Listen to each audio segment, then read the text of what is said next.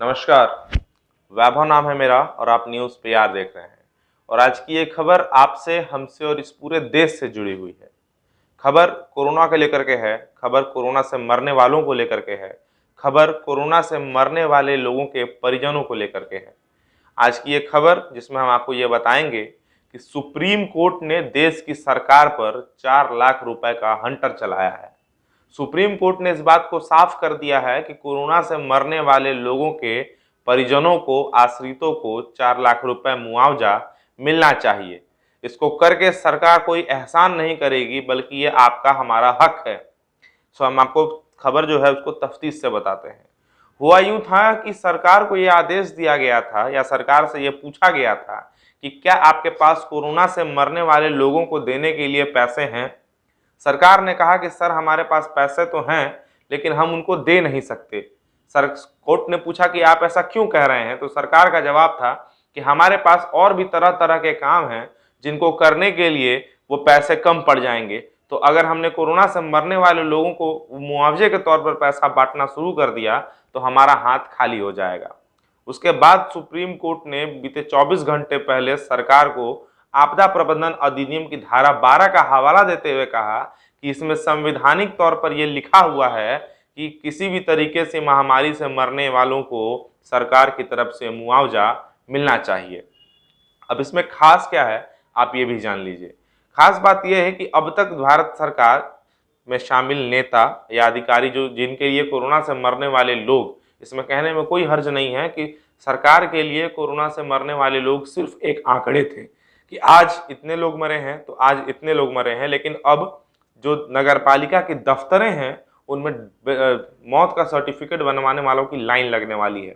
और ऐसा होने के बाद सरकार की नींद तब ज़्यादा उड़ जाएगी जब उन्हें एक बार में लाखों लाखों लोगों को मुआवजा राशि देना पड़ेगा। आपको बता दें कि सुप्रीम कोर्ट में याचिका दायर की गई थी जिसमें यह कहा गया था कि कोरोना महामारी से मरने वाले लोगों को मुआवजा मिलना चाहिए सर। जिसके बाद से लगातार इस पर दलीलें हुई, बहसें हुई, तारीख दर तारीख इस चीज को खोला जाता गया कि क्या ऐसा करना सही है। और आखिरकार सुप्रीम कोर्ट ने इस बात पर मुहर लगा दी कि जो याचिकाकर्ता हैं जिन्होंने यह कहा है कि सर कोरोना से मरने के बाद मुआवजा मिलना चाहिए, उनकी बातें बिल्कुल सही हैं। सरकार ने भारत सरकार को और अन्य सरकारों को ये कोट करते हुए कहा है कि आप कैसे करेंगे, पैसा कहाँ से लाएंगे, पैसा किससे मांगेंगे, ये हमें मत बताइए, लेकिन आपको मुआवजा देना होगा।